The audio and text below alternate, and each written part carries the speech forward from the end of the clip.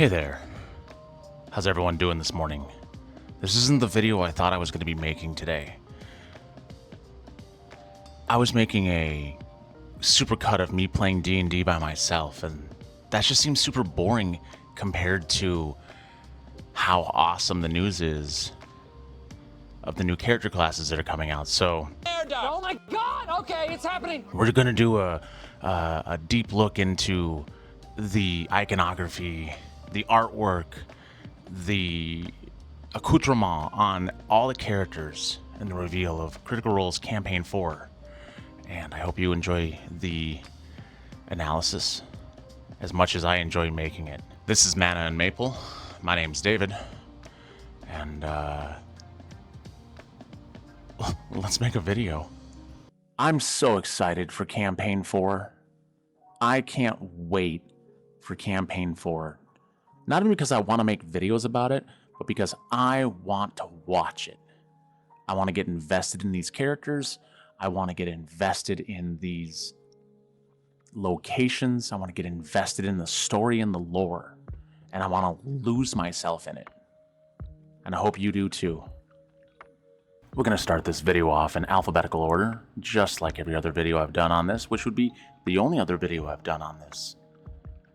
First up, we have Laura Bailey, who is playing Thimble, who appears to be a fairy. The translucent wings look really, really nice. I enjoy the kind of iridescent quality to them. The arm guards are a good touch. The button, though, the button is what catches my eye on this. This character is wielding, I think, 2 needles, or 2 swords that are stylized to be needles, and I betcha that this character sheathes those weapons in the button, which I think is super cute. I'm gonna say that I should have stuck with my first instinct on Laura Bailey, who has stated a few times that she wanted to be a rogue in the first game, but Liam took it.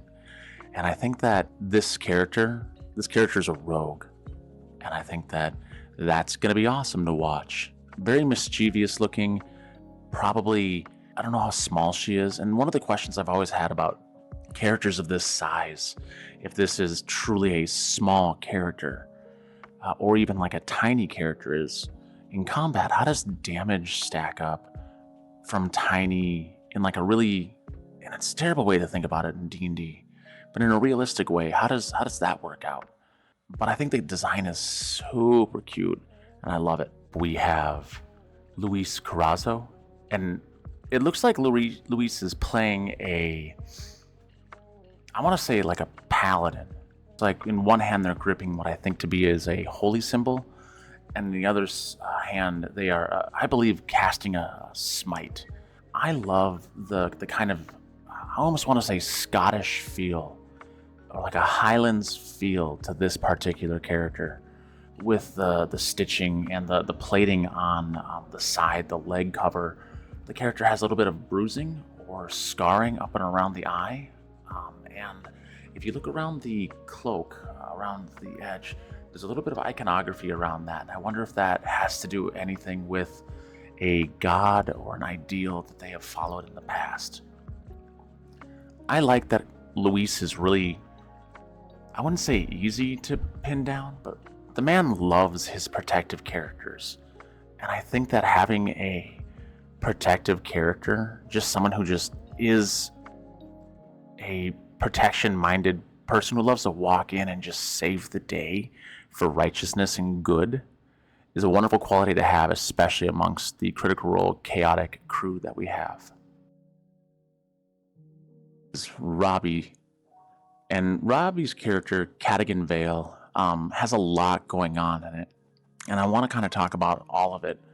I think that this is a beast master ranger, like a beast heart ranger.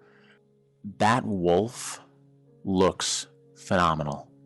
When I say that wolf looks phenomenal, I mean that the ghost paw on that, where it's kind of held together and splinted to or grafted onto the regular leg, the scarring above the eye to match the scarring above the eye of the character, the almost armor quality to it, just the straps everywhere on the wolf, plus the handkerchief or the large scarf around the wolf's neck, that's a good boy.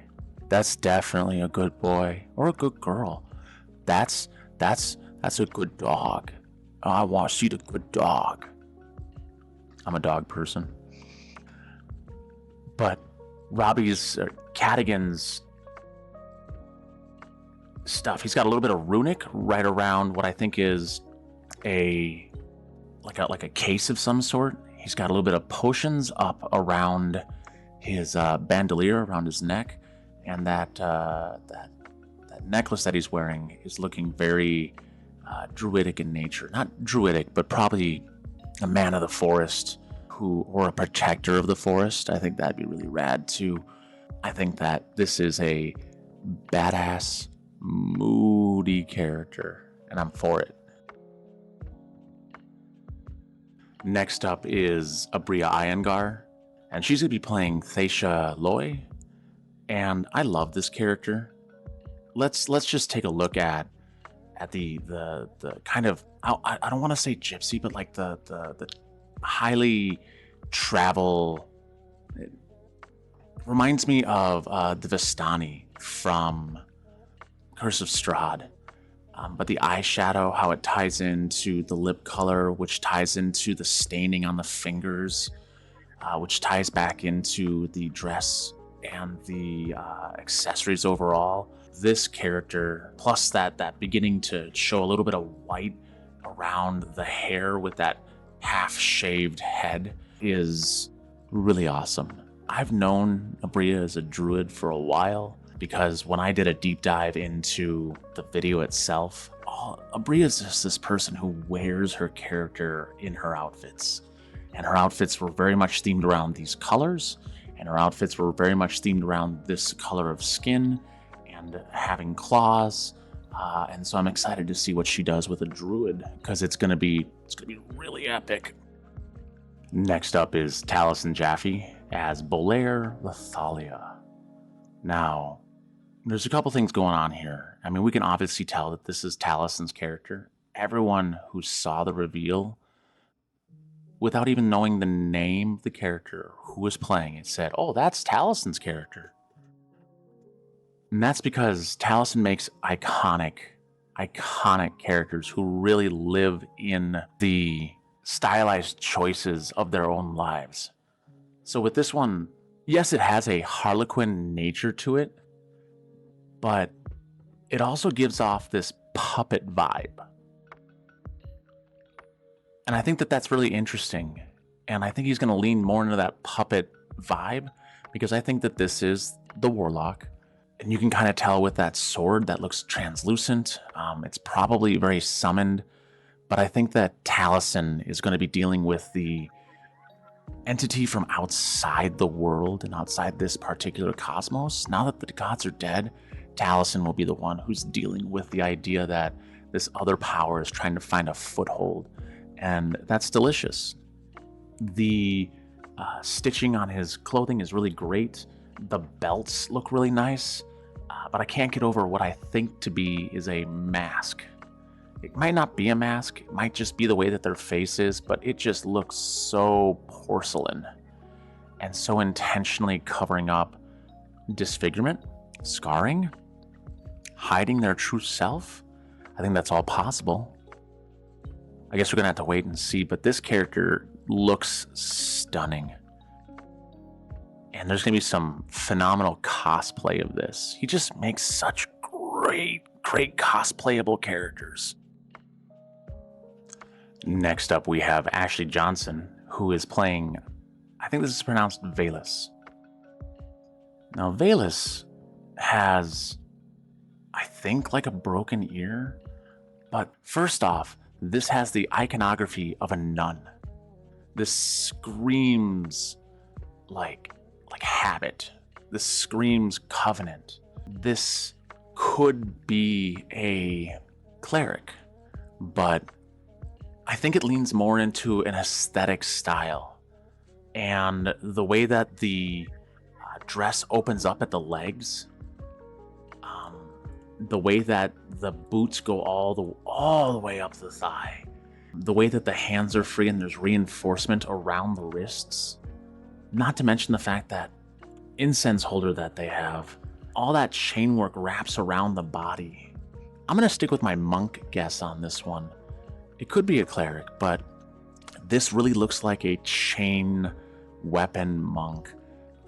Can we also point out not only the stitching up around the cross hatching up around the leather work, but also that marbling across the skin, across the, what would that be, the right side eye, the right ear, and then all the way down to both hands. That marbling is super interesting, and that speaks of disease, magic, something along those lines. There's a troubled past that is associated with this character. There is some kind of connection to a power greater than themselves, and I think that that's really excellent, and it just looks so good.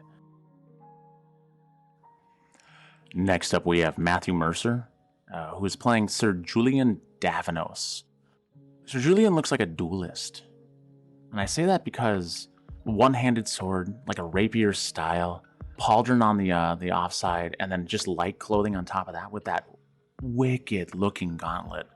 That gauntlet screams JRPG to me, and that handle looks like kind of looks like a leaf with its etching and whatnot. The greenish cloak, the red and black.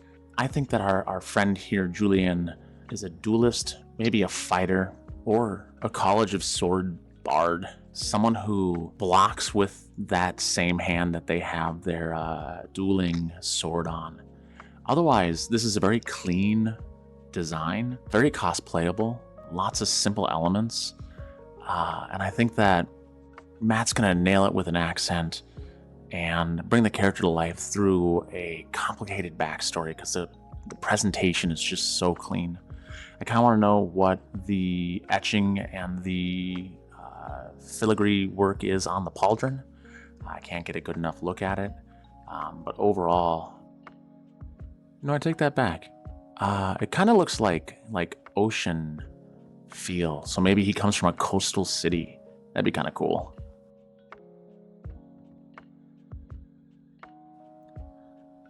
Next up is Whitney Moore, and Whitney Moore is playing Tyranny, another of these single name characters. Obviously a tiefling, a little bit more on the pink side, with cloven hooves, which I think is interesting. I really love the idea that this is a cutesy looking character, which means that they are a troublemaker in my eyes.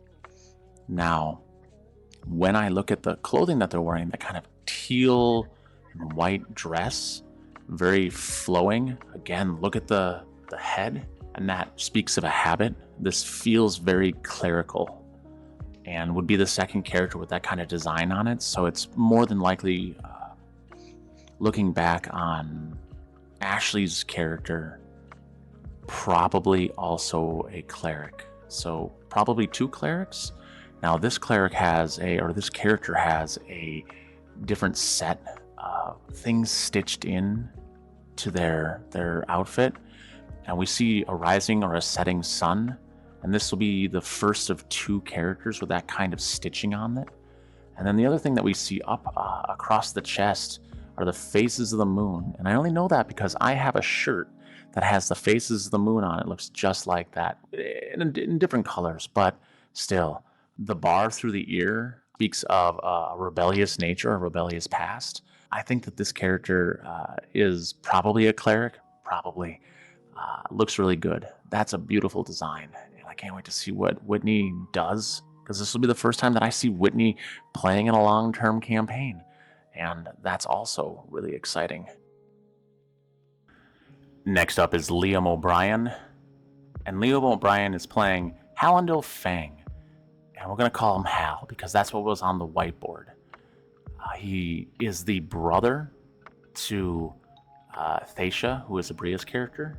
And I say that because in the deep dive video I did on the lore, there was two orcs on there, Thacia and Hal, and then an elf warlock. And I think we've seen the elf warlock, and I think we've seen the orc druid, and and all that's left is the Orc Bard. This Bard he just looks charismatic. Zodiac Bandit did a video like this morning or last night where he said it looked like the Bard from the Dungeons and Dragons movie, and he also kind of looks like Travis Willingham, which I think is weird, but I'll go for it.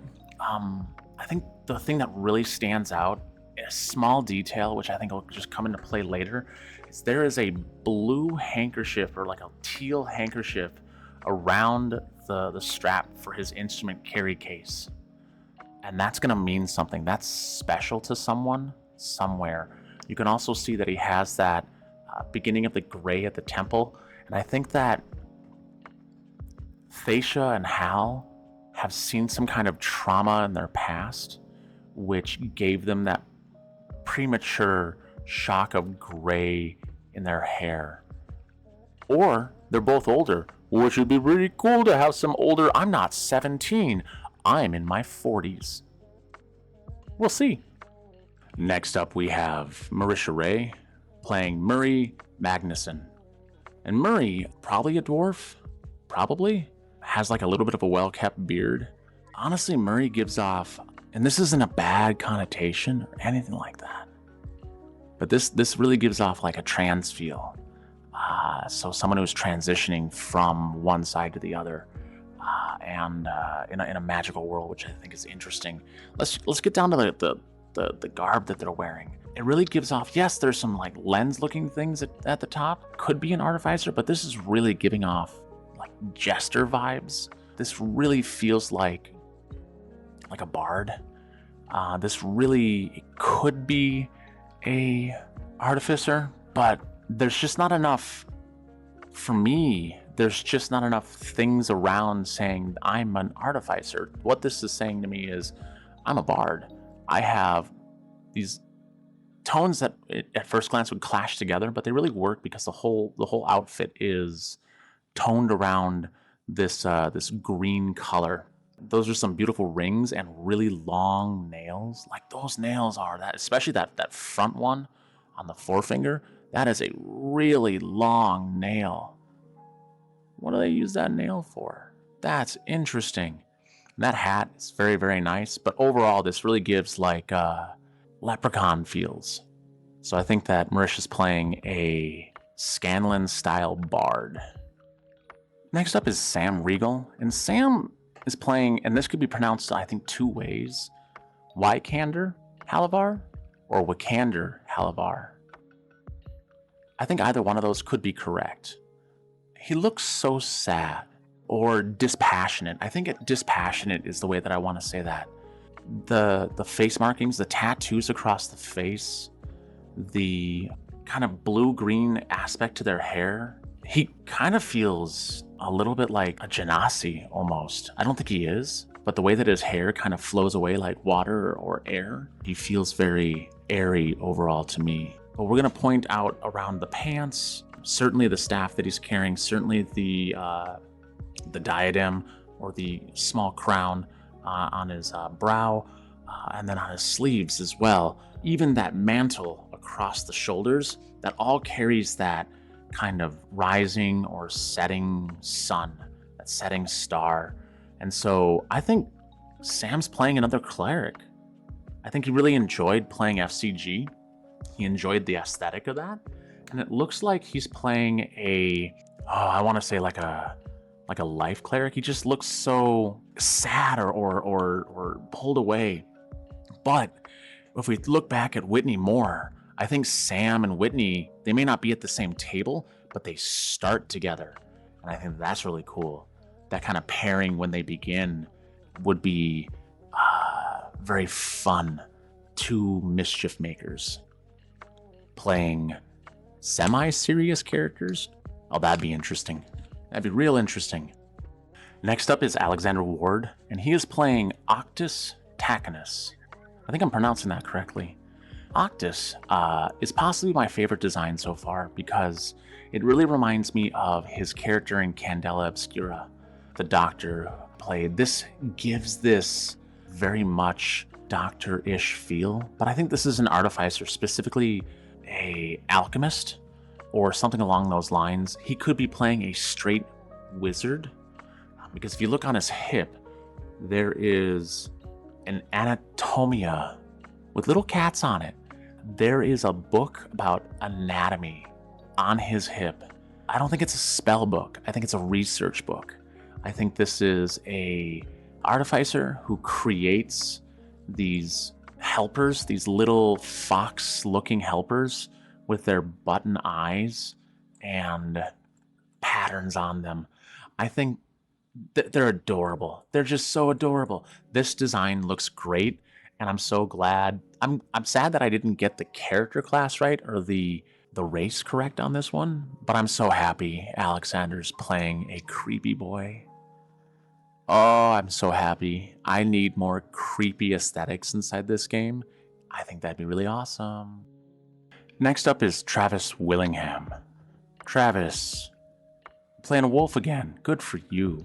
And he's gone full wolf this time, making it incredibly hard for regular people who are not furries to cosplay his character. Good job. That's a joke. Travis, you love werewolves so much, but I think it's interesting that both characters that have a wolf theme to their character build also have scars over the same eye. Super interesting. I didn't know we could play Leonids or Leonels in this campaign, but I'm glad that Travis is doing it. You look at his there's no weapon on his hands, and the breastplate that he has is very like almost Celtic in origin, especially with that ring down on his hip. When you look at his hand, you see I think it's a holy symbol, like a clue or something like that he's holding dear. He could be playing a paladin. He could be playing a fighter. He could be playing a rogue. He could be playing a cleric. This is a design that I don't really know what Tior Pridesire is playing. I have no idea what this guy is playing. All I know is he looks badass. Just so badass. What are your thoughts on what they're playing? What are your thoughts on who is what based on this beautiful artwork? Let me know in the comments. This is David with Mana and Maple. Have a great day.